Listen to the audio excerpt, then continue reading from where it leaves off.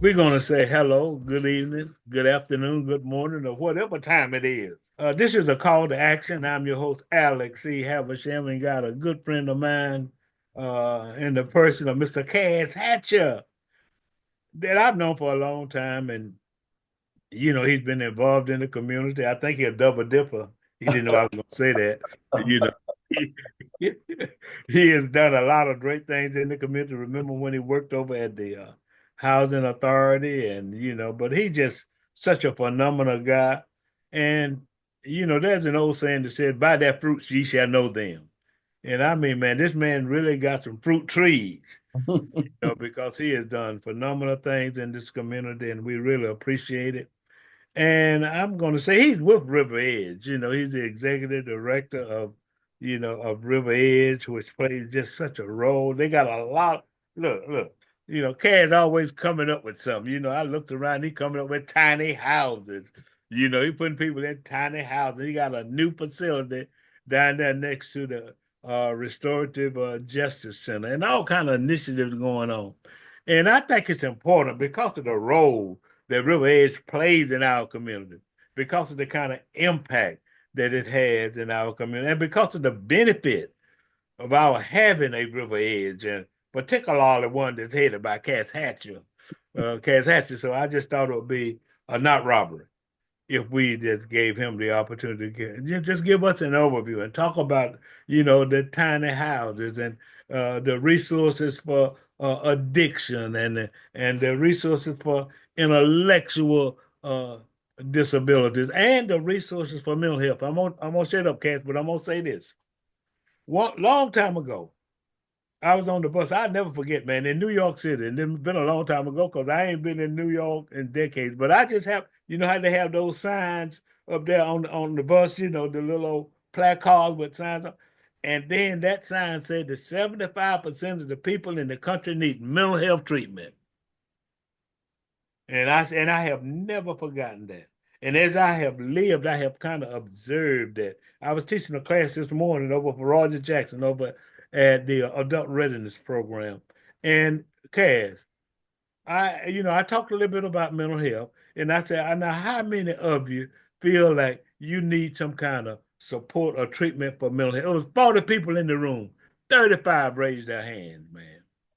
35 of the 40 raised their hand saying that they understand the need for mental health. They feel like they got a personal need for mental health. So that in and of itself, along with all those other things that you are doing at RiverEdge, just shows the need and the necessity for what you're doing. So at this time, ladies and gentlemen, I present to you Mr. Cass Hatcher. Well, Who's Alex, thank you very much. You correct. know, you and I should say go back a long ways from my days at the Housing Authority, when I was the Hope Six director, and we were tearing down public housing, doing something different over at the old Oglethorpe Homes, and ever since then. But I have migrated over here to RiverEdge. Started out as the facilities guy, and my board thought that I'd be good fit to be the CEO, and so here where I am. But a little bit about RiverEdge. RiverEdge has been in existence since 1950. And so we are what you call the Community Service Board, created under state law. And so we are one of 22 community service boards. And we focus is basically on Central Georgia. Uh, Macon County is our headquarters, but we do Monroe, Jones, Twigg, Baldwin, and we do some of the outskirts counties as well. Right now, we have a huge economic impact in terms of what we do here in Macon County. $125 million economic impact in terms of what we generate in our assets and also the employees that we have and people who we employ. We have over 600 employees that we employ. And people don't know this, a little known secret, but we also provide mental health services for Fulton County, the entire county. And so we do both their courts, mental health services, we do their housing, what they call permanent supportive housing services, and we also do their in the judicial system. We do their mental health court and their drug court. And so we are 3 years of a 5-year contract in Fulton County. So we got another 7 years to continue to do work in Fulton County. And we have a full staff that's up there in Fulton County as well.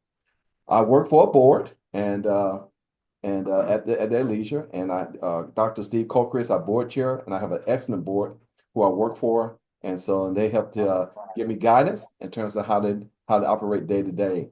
Um, As I said, we offer a array of services. So anybody out there who needs mental health services, from initial screening to diagnostics, we have an outpatient clinic that we provide. We have our own pharmacy that we provide medications. We serve both the insured and the uninsured. If you have Medicare, Medicaid, or Medicare, we serve those as well. We are what you call the safety net for the state. We're contracted with the state Department of Behavioral Health and Developmental Disabilities. And so we're under contract with them to provide that services. They pay us to make sure that we take care of the citizens here in Central Georgia. We not only serve adults, but we also serve kids as well. Wow. We have a huge crisis stabilization diagnostic center on Fulton Mill Road. If you haven't been there, you need to go and see it. We built that during the pandemic in 2020, and it provides residential services for people with both addictions, substance abuse use disorders, and also with mental health. Basically 30 beds there. They can stay up there for 7 days or more for both adults, and then we have 16 beds for kids. They're separated in the building, and we also provide what they call a crisis service center. Anyone in crisis, they can walk up 24 hours a day, 7 days a week. If they're in crisis, they can go there, see a nurse practitioner, see a doctor, medications, stay there for 24 hours. If they need to be admitted to the main facility, they can, but this is a crisis unit that can do observations up to 24 hours and to see exactly, can we de-escalate them? They can leave or they can go into the main unit. So we have all those services available here within RiverEdge. But what RiverEdge is really known for, and we're known for across the state, is our housing. And so when I came to RiverEdge from the Housing Authority, RiverEdge received a grant for rental assistance, close to about $1.2 million to pay for rent and utilities for those who are homeless, are at risk of being homeless, or have a disability. Those are the two criteria: homeless, at risk of being homeless, and have a mental disability.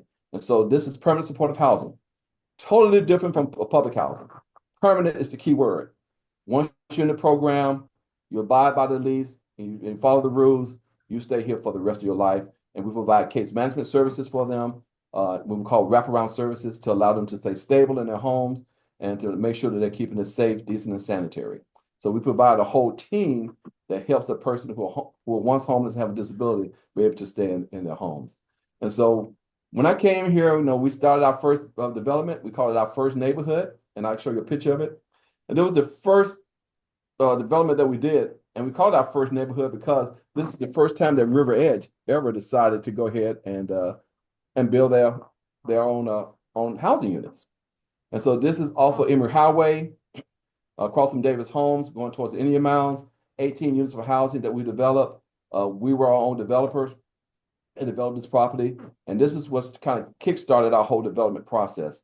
From there, we did a second neighborhood, a third neighborhood, and the hits just keep on coming.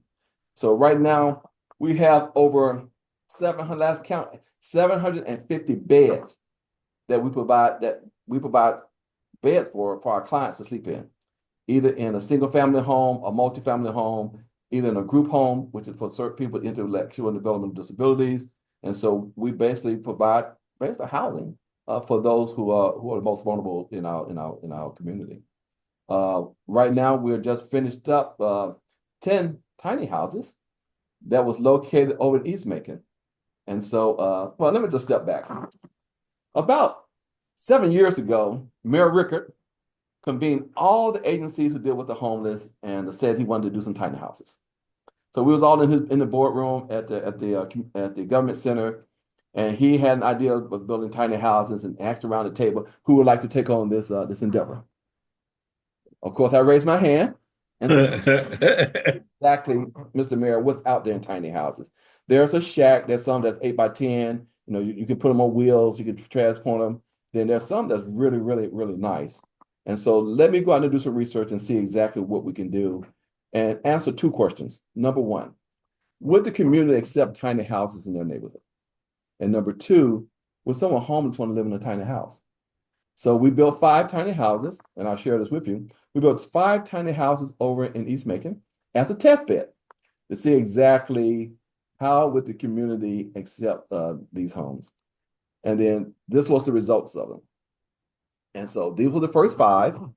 These are very small. 394 square feet. And what you see there at the top on the roof there, those little three windows, is called a dormer. And that basically brings natural light into the room to make it look much bigger than it is in reality. So when you look at the space, it really looks pretty big. This is the interior. You can see Mayor Rickett there and some of the HUD officials there cutting the ribbon. And so we embarked about like 8 years ago, embarked on these tiny houses, 7 to 8 years ago. Time flies when you're having fun. But this was the first tiny houses we did. And everybody wanted to know, Cass, when are you going to do some more tiny houses? And the opportunity just didn't come up until recently. And we built some more. And so we decided to build these tiny houses, again, over in East Macon, called Tiny Cottages of Macon. And so these are a little bit bigger. And so what we did, we asked the tenants who are living in our first group of tiny houses, what could we have done different, in terms of making it much better for you? They say, Mr. Hatcher, we could use more cabinet space. We wish there was a little bigger. And so we took all those things into consideration and we built these a little bit bigger. These are 600 square feet. And basically, so you can see more cabinet space in there in the kitchen area. And so these are tiny houses. We finished this in July of this year. And as you can see, we are 100% occupied. And these were people who were once homeless. And the young man here you see hugging my housing director, he basically came out of jail and was homeless. And now he has a home to stay in. And so I went to see him about several weeks ago. He was in there cooking some pork chops. And I was having a good time. Offered me for lunch, but I had already ate. But was happy to have a home to call his own. And that's what it's all about at the end of the day, to give somebody who was once homeless, living on the street, living in a shelter, give them the dignity and the respect to give them, put a roof over their head. And that aids them in their recovery and allow them not to stay on the street, to get off drugs, and really look for services to help them with their mental health or substance abuse disorder issues. And so we are building some more tiny homes. And this is the latest. So what we found, we serve right now about 25,000 people who come through our doors through some type of services. Wow. And so, and then about 8,000 new people who come up through our services as well. So one of our demographics told us is that we're having an aging population. A lot of people who are homeless and have a disability are falling in that 40 to 64 age range. And so I was talking to myself, I said, we need to basically focus on some tiny houses for seniors, 55 plus. And so the idea was, well, I can go in and do a high rise, and put them in an apartment complex. No, again, I think that older Americans and older citizens need to have the dignity to have their own space. And so we went out, purchased some land over in East Macon and identified it to build our tiny cottages, Serenity Courtyard of Macon. And I'm going to share this with you right now. So Serenity Courtyard of Macon, again, the concept was to build these 26 tiny homes in a circular kind of pattern with a huge courtyard in the middle for them basically to be a walkable courtyard. Wow. Distancing in terms of after the pandemic, I wanted them to have their own space. If they want to see their neighbor, they can wave at them from across the way and basically open it up and have a huge green space. So we did that, but so this is what it looks like. And so it's ready for occupancy. And so this is the courtyard, looking at the units themselves, 26, one bedroom, again, 600 square feet, one bathroom, one bedroom, nice kitchen area, a nice living area. And you can see in the middle of the courtyard there, we have a nice sail for a covered area, and we're gonna have park benches there, and it's gonna make it a real nice space. So a person can look out their backyard and look into this green space. And on the front of the units, basically you can come in and park, and you can have visitors to come in. We have parking space available for them. But we're having an open house ceremony on tomorrow at 11 o'clock. And so we're excited about this new development that's coming on board. And so this is, I've been dreaming about this project for years. I initially tried to have this funded through HUD. I have applied for a grant to get it through HUD, and I didn't get the grant. I missed about 8 points.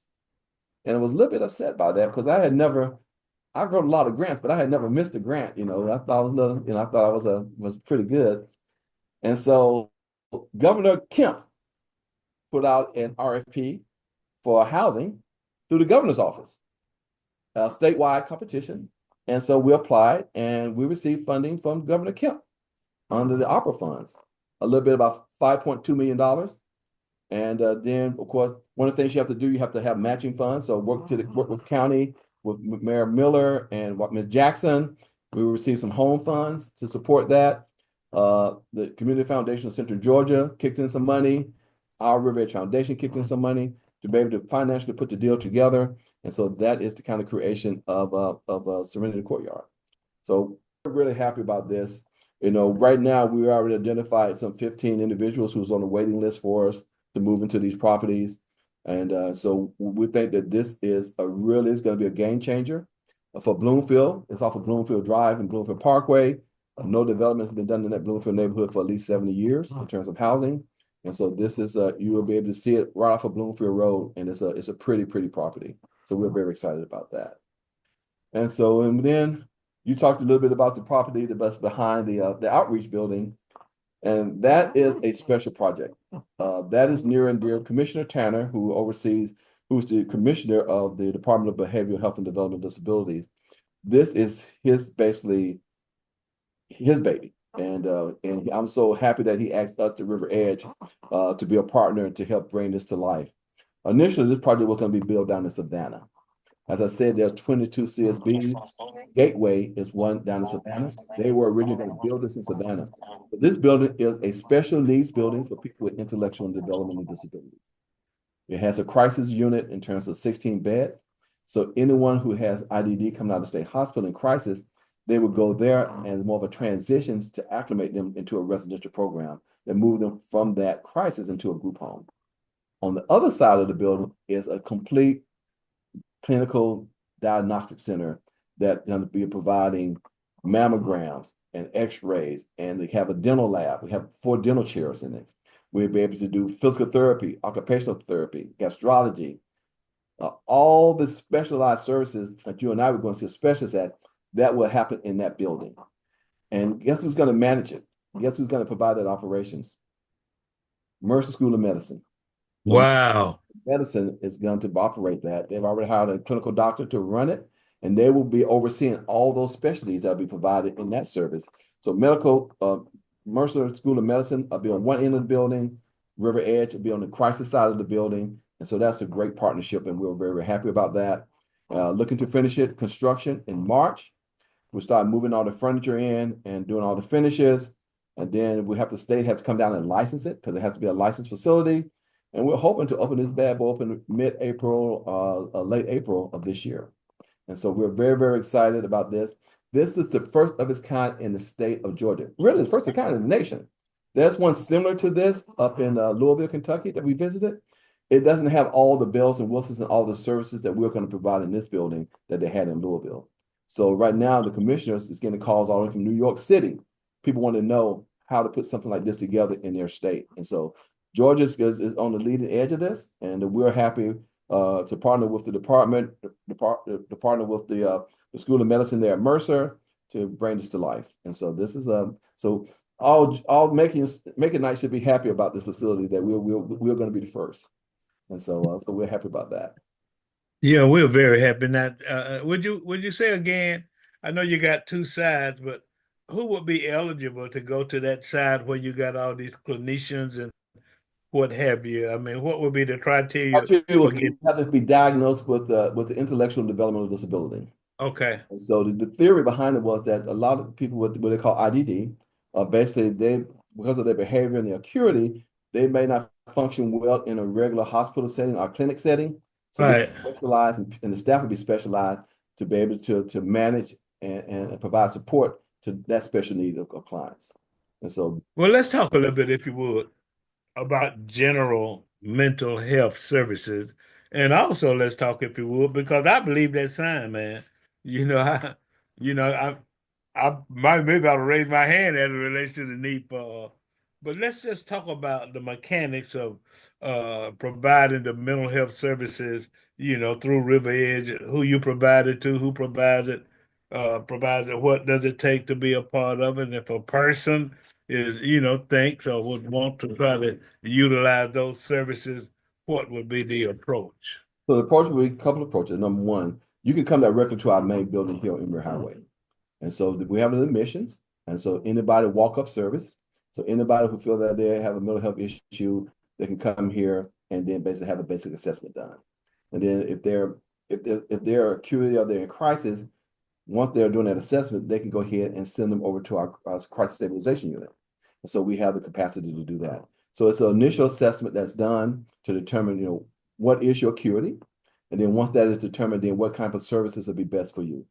If you're substance abuse services, we have basically a clinic that does that. We have a group that do basically in the evenings. They do substance abuse training and therapeutic services in a group setting. We have a location called Making Recovers on Wimbush Road that basically provides services on evenings and weekends. It's peer-led and it's engagement and education. Anybody in recovering from substance abuse services can go to our recovery, Making Recovers out on Wimbush Road. And so, but initially, just come here and see us and let somebody have a conversation and see exactly where they see you or what services might best fit you, may fit your need, and we can provide those services because we provide all those services here within RiverEdge. So if a person feels like he or she, and then according to that sign up on that bus, a lot of folk feel like that. But I think, Mr. Hatcher, that one thing you ought to mention is that there's no shame and no embarrassment and no negativity, for trying to get support and treatment for mental health. The thing that bothers me, You're if a absolutely right. person There's got a to stigma. sneeze, if they sneeze, they go to a medical doctor. Yeah. But then, with some kind of psychological, emotional, or mental problem, then they shy away from it. And I think this will be a better society, and I'm sure you agree, if in fact people would just kind of acknowledge that and understand you got physical health and mental health, and then know that it's okay to seek out mental support for mental health. You'll go to the doctor for a physical ailment if you had a broken arm or something, but you don't need to go to the doctor if you feel like there's something broken with your brain. And so that's what people know. So one of the things that we try to do here, that we're trying to do here at RiverEdge, is do a different type of branding and trying to get away from that stigma of this is mental health. And so we're in the process right now of relocating to where we are right now in Emory Highway. And so we're looking to move to a new location. And one of the things that we're doing in a new location, we're going to build a new headquarters, a new outpatient facility, and a new day program that we provide services to that basically doesn't look like an institution. It's gonna look like a warm, inviting place that you will want to come and seek help and seek recovery. So we are building right now as we speak a new, basically peer support and community program. This building here you see right here is going to be built on Riverside Drive, right across from the old Hutchinson Career Academy, between Ingleside and Forest Avenue. So this is a program that will be provided to people, and we serve about 200 people in our day program. But people come here every day, Wow. skills, life skills, and just day-to-day anger management, all those type of things. So when we decided to build this separately from our main outpatient clinic, we decided to basically ask the clients what do they want. So this is going to have a gymnasium. It's going to have teaching kitchen, music room, arts and crafts, and it's going to have all type of programs for them. If they come here during the morning time to the evening time, it's going to be a stable for them during the day to seek all those services. And it's going to be right here in our community. And Well, it's important. Go ahead. then we're building a new headquarters down behind the OQT. Well, So that's I saw her race. She was giving fingers. So we got how many minutes we got? almost four now. Well, just let me show you this right here. So basically, we are building behind the QT. We're building this new headquarters complex and the outpatient clinic, provide services for kids, substance abuse disorders, and our maintenance facility. So this is going to be behind the new QT. Of course, where the old Natalie lives used to be in the post office. That has been torn down. And so we're basically cleaning it up from some environmental issues, but we're excited about this new outpatient clinic and our new headquarters to be located on Riverside Drive. And it's going to be a plus for the community. We're going to run it on a hospital model. So it'll be just like you come to the hospital, You go into go into the lobby, you meet with your doctor, you get your medications, and you leave away, and you go home. And so we're really excited about this project that's coming on board. That's a lot. I mean, I could talk. Yeah, well, I know you're just getting wound up, and I wish we had 2 more days to do this interview, but we don't. But the thing that I want to say publicly, man, thank you for all you do. I mean, I really mean that, and I'm just so happy to have the opportunity to give you a vehicle, and a platform to express all those good things. So tell people how they can learn more if they want to seek out more information or what have you. What would be that process? Process of content. We have a website. So go to our website, river-ed.org website. And so all the information is there. And so, and phone numbers, who to call, all our facility locations are located on that website.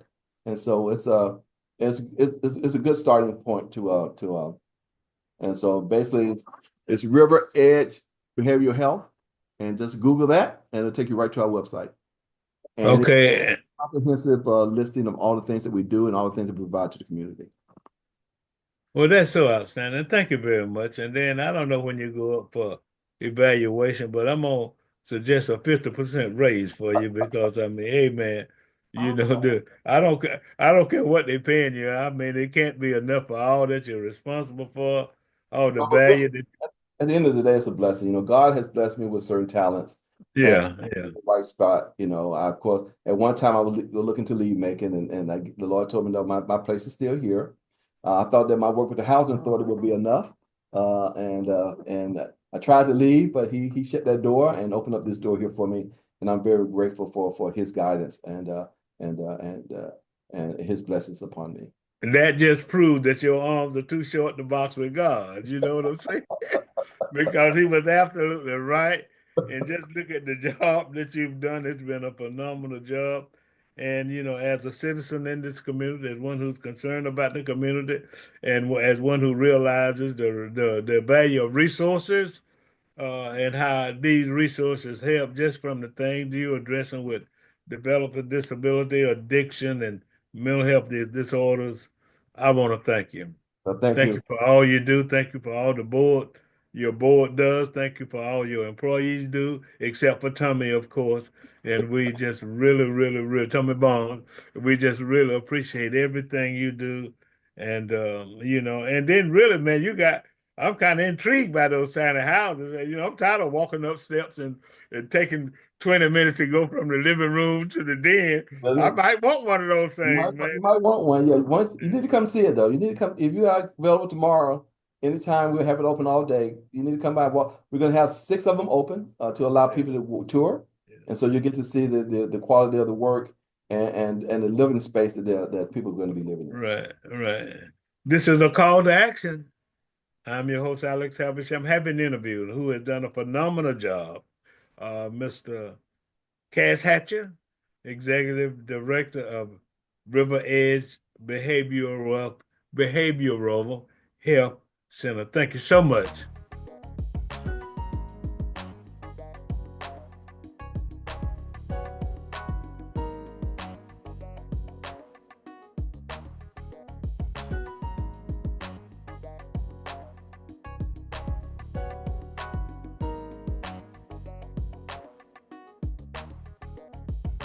www.makingblackpages.com